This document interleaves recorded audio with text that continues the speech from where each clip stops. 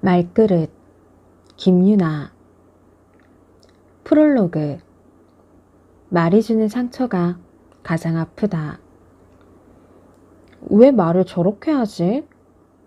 무조건 윽박 지르는 상사나 솔직함을 핑계로 가슴에 비수를 꽂는 친구. 유독 아픈 말만 골라 하는 가족에게 꼭 그렇게 말해야 하냐고 따지고 싶을 때가 있다. 물론 당신도 지금껏 몇 번이나 말로써 사랑하는 이의 마음을 무너뜨리고 아끼는 사람들을 밀어냈을지도 모른다. 어쩌면 어제 저녁에도 마음과 다른 말을 툭 내뱉고 돌아서면서 너무 심했나? 하고 후회했을지도 모른다. 그렇게 우리는 어른이 되어서도 여전히 말에 서툴다. 무심코 던진 말이라도 일단 입 밖으로 나온 말은 사람의 마음에 파장을 일으킨다. 그렇게 할 거면 그만두라는 상사의 말에 밤잠을 설치고 해낼 거라고 믿는다는 한마디에 힘이 나서 두 팔을 걷어붙인다.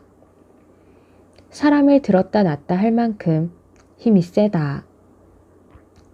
게다가 수명은 어찌나 긴지 주름이 자글자글한 노인이 어린 시절 들었던 격려의 말을 추억하며 눈물을 흘리거나 장성한 아들, 딸을 둔 가장이 그때 왜 내게 그런 말을 했냐며 오래전 상처를 곱씹는 모습을 볼 때면 말의 질긴 생명력을 실감하곤 한다.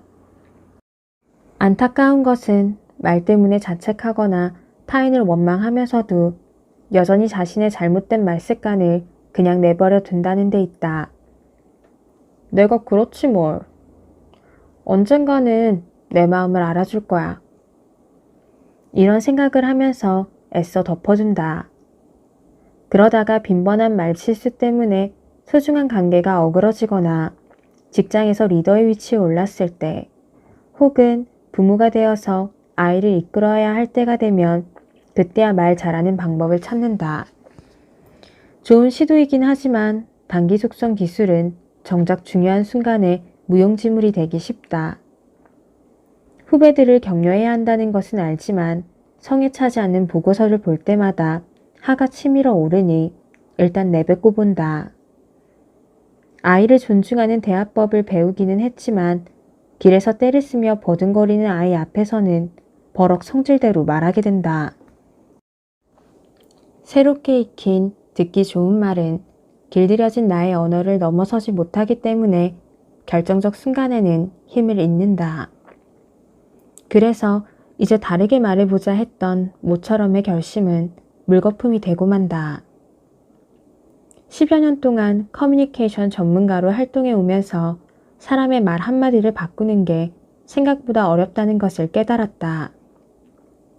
말이라는 것은 기술이 아니라 매일매일 쌓아 올려진 습관에 가깝기 때문이다.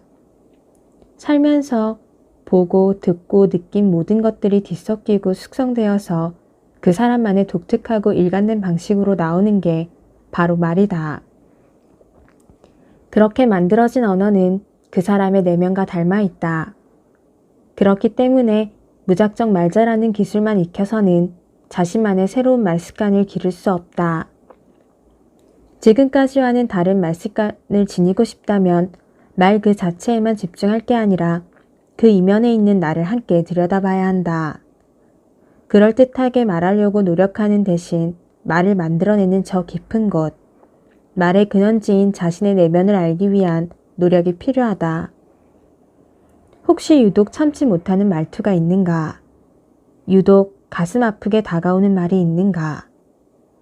언어와 말투에 영향을 끼치는 심리적인 구조를 알고 나면 내가 왜 그런 말투를 사용하게 됐는지, 왜 특정한 말에 대해 예민하게 받아들이는지를 알 수 있게 되고 비로소 자신의 말을 제대로 다룰 수 있게 된다. 습관적으로 팀원들을 비난하는 상사가 있다고 해보자. 칭찬 기술을 달달 외운다고 그의 말이 바뀔까? 그보다는 자신의 내면의 특성, 말하자면 감정을 느끼는 방식이나 사람들을 바라보는 관점, 자라온 환경 등에 관심을 기울여야 한다. 그래야 어쩌다 지금 같은 말하기 패턴을 가지게 되었는지, 그래서 앞으로 무엇을 변화시켜야 하는지를 알 수 있게 된다. 그리고 나는 이 모든 변화의 과정을 말그릇을 키우는 과정이라고 표현하고 싶다. 사람들은 저마다 말을 담는 그릇을 하나씩 가지고 있다. 그런데 그 크기에 따라서 말의 수준과 관계의 깊이가 달라진다. 일명 말그릇이 큰 사람들은 누군가를 현혹시키고 이용하기 위해 혹은 남들보다 돋보이기 위해 말을 사용하지 않는다. 그보다는 타인과 소통하기 위해 갈등을 극복하고 사람을 이해하기 위한 말을 사용한다. 너와 나의 차이를 자연스럽게 받아들이고 소통이 어려운 상황에서도 사람들과 대화를 지속할 수 있는 방법을 찾는다. 사람은 누구나 인정과 공감을 갈망한다. 성공과 욕망을 쫓다가도 결국에는 쉴 수 있는 품을 그리워하게 마련이다. 사람의 마음이란 목표를 달성하지 못했을 때도 비난 대신 그동안의 노력을 알아주길 바라고 실수했을 때에도 다시 용기를 낼 수 있도록 기다려주길 바라고 어려운 도전 앞에서 나의 능력을 의심하기보다는 가능성을 믿고 응원해주기를 바란다. 따라서 그러한 욕구를 제대로 이해하고 있는 사람, 즉 말그릇이 큰 사람 주변에는 자연히 사람들이 모여들게 마련이다. 이 책에서 다루고 있는 것은 단순히 말 잘하는 법을 넘어선다. 말그릇의 의미에 대해 생각해보고 어떻게 하면 나의 말그릇을 보다 단단하고 깊이 있게 만들 수 있는지 알려준다. 그리고 그 과정은 결국 나를 이해하고 사람을 이해하는 힘을 기르는 법과 맞닿아 있다. 이 책은 총 5개의 파트로 구성되어 있다.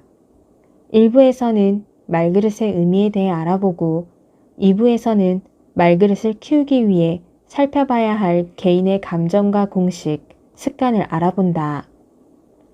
이 과정을 차근차근 따라가다 보면 나의 무엇이 말의 성장을 방해하고 있었는지 발견하게 된다. 3부와 4부에서는 말그릇이 큰 사람들이 사용하는 대표적인 대화 기술을 소개한다. 마음을 표현하는 가장 직접적인 방법이 말이고 억울하게도 그 말하는 기술이 매끄럽지 않으면 마음의 길도 막히기 십상이다. 특히 이 파트에서는 대화 기술 중에서도 가장 기본적이고 중요한 듣기와 질문하기에 대해서 알아본다. 그것을 통해서 말을 많이 하지 않고도 상대방을 대화로 끌어들이는 기술을 연습해본다.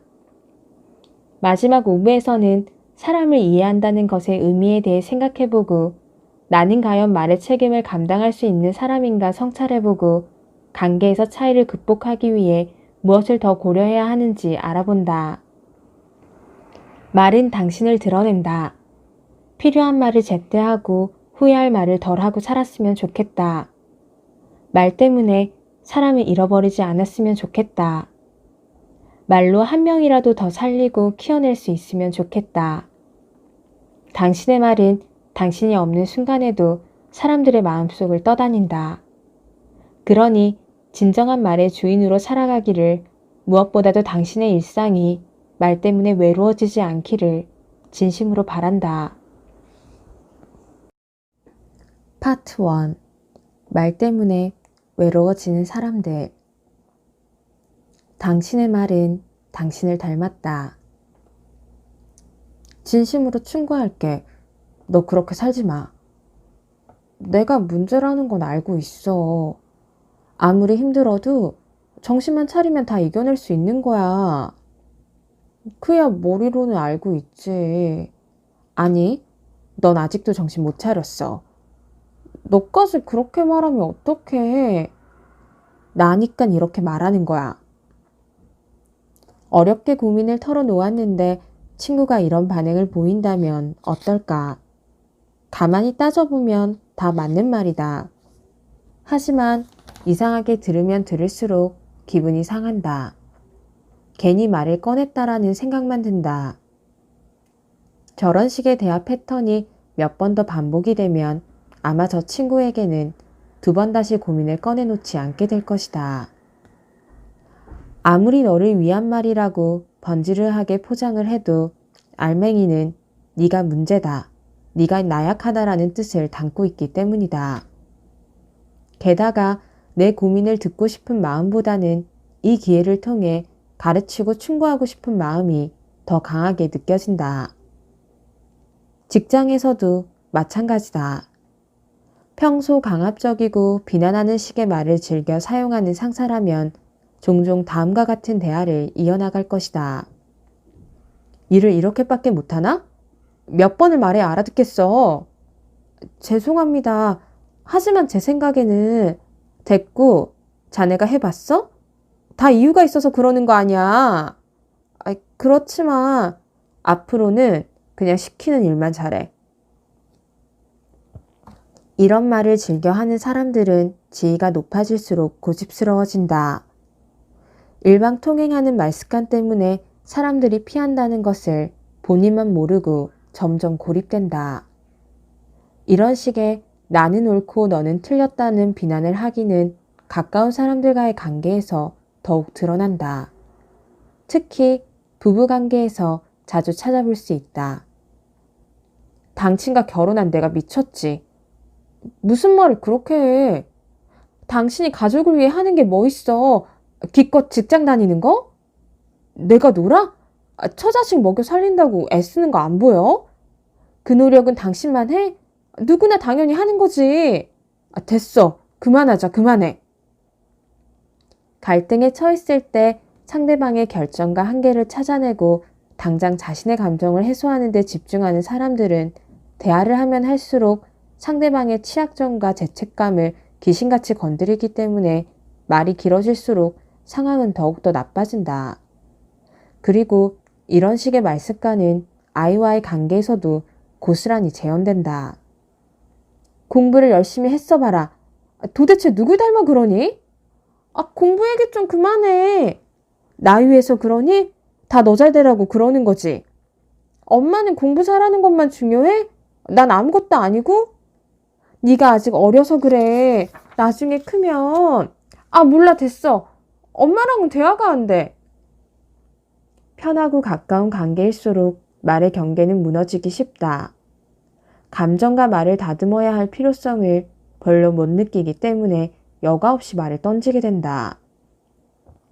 하지만 안타깝게도 이러한 관계 속에 생긴 말의 상처야말로 가장 깊은 상처를 남긴다. 정작 그 말을 내뱉었던 사람은 금세 잊어버리고 돌아서지만 그 말을 들었던 사람은 시간이 흘러서도 잊지 못한다. 그 한마디가 그의 인생에 깊이 뿌리를 내리고 오래도록 흔적을 남긴다. 그래서 어릴 때 부모님의 날카롭고 무심한 말에 아파했던 사람일수록 오히려 자신의 아이에게 그 패턴을 반복할 확률이 높다. 혹시 이 글을 읽으면서 불현듯 떠오르는 한 사람이 있는가? 아니면 혹시 지금 이 글을 읽고 있는 당신이 이런 사람들 중 한 명인가? 말 때문에 관계가 어그러지고 자존감의 상처를 입으면서도 어디서부터 바꿔나가야 할지 몰랐다면 일단 당신이 평소 쓰고 있는 말을 찬찬히 들여다보는 것부터 시작해야 한다. 당신이 그 말을 사용하는 이유. 도대체 사람들은 왜 그렇게밖에 말을 못하는 거죠? 그 사람과는 말이 안 통해요. 말을 해놓고 후회할 때가 많아요. 어떡하죠? 어떻게 하면 사람들과 잘 지낼 수 있을까요?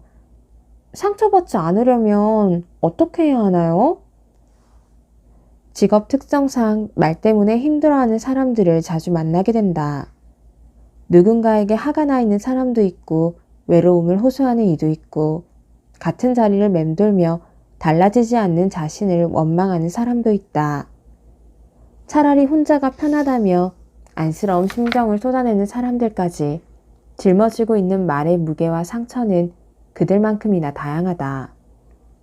그런데 왜 우리는 수없이 상처를 받으면서도 또다시 사람들에게 다가가서 말을 나누고자 하는 것일까? 왜 포기하지 않는 것일까? 바로 관계 안에서 안정감과 소속감을 느끼고 인정과 사랑을 확인하며 위로와 용기를 채우고 싶기 때문이다. 그것이 인간의 본능이기 때문이다. 대화의 주제는 달라도 그 마음만큼은 조금도 다르지 않다. 하지만 요즘에는 말하기를 주도권이라고 생각하는 사람들이 많아졌다. 말을 권력으로 여기면 곧 그것으로 사람을 통제하고 싶은 유혹에 빠지게 된다. 가르치고 바꾸고 조정하고 원하는 방향으로 이끌고 싶은 욕심 때문에 말 안에 사람을 담지 못한다. 후배의 아픔을 돌보기보다는 정신 차리게 하는 목적으로, 아이의 사정을 알아주는 것보다는 잘못을 다그치는 수단으로, 친구의 고민을 보듬어 주기보다는 한 수 가르쳐 주려는 도구로 말을 사용하면 결국 사람은 다 떠나고 당신의 말만 초라하게 남는다. 관계는 통제의 언어로 지속되지 않는다. 사람에게는 자신의 고유성을 확인하고 싶은 욕구가 있기 때문에 그것을 억지로 바꾸려 들거나 강요하면 관계는 끊어진다. 세련된 말솜씨로 얼마 동안은 자신의 의중을 숨길 수도 있지만 말로 주도권을 잡고자 하는 욕망은 어느 순간 상대방에게 고스란히 전해진다. 사람과 사람을 이어주는 말은 통제의 말이 아니다. 그래, 힘들었겠다. 고생했어. 그럴 수도 있겠구나. 내가 무엇을 도와주면 좋을까? 이처럼 공감하고 존중하며 건강하게 자극하는 말에서 관계가 싹튼다. 잠깐 떠올려보자. 지금 당신은 어떤 말을 사용하고 있는가? 통제를 위한 말인가? 소통을 위한 말인가? 진심이라는 함정. 가까운 이들과의 불통 때문에 힘들어하는 사람들에게는 또 다른 특징이 있다. 너무 자주 진심이라는 찬스를 꺼내든다는 점이다. 물론 그 말에는 이렇게밖에 표현 못하지만 너와 나 사이니까 오해하지 말고 본심을 봐달라 라는 뜻도 담겨 있다. 그러나 안타깝게도 진심이라는 말은 사용하면 사용할수록 그 진정성이 사라진다. 지나치게 진심만을 강조하는 사람은 직속 후배니까, 가족이니까, 알고 지낸 지가 몇 년인데 라는 말을 하면서 갈수록 많은 양해를 구한다. 정말 진심을 전달하려는 노력 대신 내 맘 알지? 라는 말로 자신의 마음을 뭉뚱그린다. 그러는 사이 상대는 진심에 걸맞는 진짜와 가짜를 가늠하느라 진이 빠지고 만다. 오랜 시간 이해와 오해, 아쉬움과 서운함을 반복하다가 어느 순간 더 이상 버티지 못하고 그만할래 하면서 펑 터지고 만다. 부부 사이, 부모 자식 사이, 둘도 없는 친구 사이가 그 위태로운 진심의 끝에 매달려 서먹해지는 경우를 나는 많이 지켜봤다. 깨끗하게 정수된 물이라도 수도관이 녹슬어 있다면 수도꼭지로 녹슨물이 쏟아진다. 받는 사람은 보낸 사람의 속도 모르고 이게 뭐야, 나한테 왜 이래? 하며 속상해하고 보낸 사람은 그 사람대로 나도 최선을 다했어. 왜 이렇게 내 마음을 몰라주니? 하며 서운해한다. 그야말로 둘 다 억울한 일이다. 세상에는 세 가지 종류의 연결이 있다. 바로 나 자신과의 연결, 타인과의 연결, 세상과의 연결이다. 이것은 모두 이어져 있고 각각 서로에게 영향을 미친다. 말은 자신이 그 세 부분과 어떤 방식으로 상호작용하는지를 보여주는 가장 확실한 도구다. 즉, 말을 통해 사람들은 그 말을 사용하는 사람이 스스로를 어떻게 생각하고 있는지, 다른 사람과 어떤 식으로 관계를 맺고 있는지, 어떻게 세상을 바라보고 있는지 짐작할 수 있게 된다. 따라서 말이 제 값을 다하지 못하면 자신에게 만족하기 힘들어지고 누군가에게 좋은 선배나 부모, 친구가 되기도 어려워진다. 물론 세상을 넓은 시각에서 바라보고 담아내기도 버거워진다. 이것이 우리가 내가 쓰는 말을 살피고 돌아보고 관리해야 하는 이유다. 지금부터라도 당신의 말을 결코 외롭게 내버려둬서는 안 된다. 당신의 진심이 길가에 버려지지 않으려면 말이 당신을 잘 따라오고 있는지, 어디서 멈추어 있거나 방황하고 있지는 않은지를 살펴야 한다. 말그릇이 큰 사람. 15살짜리 소녀가 지금 당장 결혼하고 싶어 한다면 당신은 그녀에게 어떤 말을 해주고 싶은가? 위의 문장을 읽고 잠시 생각해보자. 당신이라면 소녀에게 어떤 말을 해주고 싶은가? 그녀가 당신의 아이거나 제자라면 어떤 말을 해줄 것인가? 이 질문은 1980년대 초반 베를린 지혜 프로젝트라는 흥미로운 실험에 처음 등장했다. 연구원들은 지혜로운 사람들에게는 어떤 특징이 있을까? 이것을 알아보기 위해 실험에 참가한 사람들에게 위와 똑같은 질문을 던졌고 곧이어 대답이 크게 둘로 나뉜다는 것을 발견했다. 안 돼, 안 돼. 15살에 결혼이라니 미친 짓이지. 쉬운 질문처럼 보이지만 사실 쉽지 않아. 15살에 결혼하는 건 누구나 반대할 거야. 하지만 특수한 경우라는 게 있으니까 예를 들어 그녀가 살 날이 얼마 남지 않았다면 아니면 부모 친척 없이 이 세상에 홀로 남겨졌다면 혹은 일찍 결혼하는 문화권에 사는 소녀일 수도 있지. 무엇보다 우리는 충고하기 전에 먼저 그녀와 대화를 나눠봐야 해. 그래서 그녀의 상황과 감정과 마음에 대해 알아봐야 해. 이 연구는 무엇이 그들을 지혜롭게 했을까라는 책에 수록되어 있다.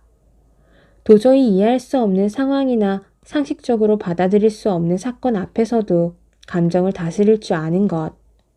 고정된 관점을 고집하는 대신 상황의 맥락을 이해하고 유연한 태도를 보일 줄 아는 것 등이 바로 현명한 사람들의 특징이라고 이 책은 설명한다. 그리고 나는 이런 사람들, 다양성을 고려하며 유연하게 반응하는 사람들을 일컬어 말그릇이 큰 사람이라고 부른다.